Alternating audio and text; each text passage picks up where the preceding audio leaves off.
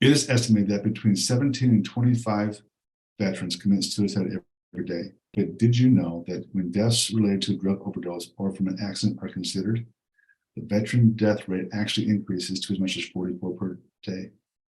Did you know that veteran suicide rate remains extremely high despite the enormous amount of effort and resources pushed to reverse this trend? And that in rural populations, the suicide rate is 4.2% higher. Did you know that 33% of homeless veterans experienced war zone deployment? That's a staggering number.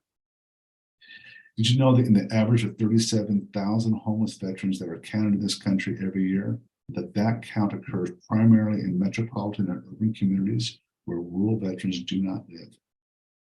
Did you know that veterans in rural communities are mostly hidden and are rarely able to be considered in the national veteran homeless statistics? The number of homeless veterans in this country is in reality unknown and virtually impossible to count. Did you know that less than 50% of eligible veterans access VA care and resources, and that the actual number is likely less than 40% of eligible veterans access this care? Do you realize that the homeless crisis is a complex issue, and that as little as 17% of the homeless population can eat up as much as 80% of available homeless resources?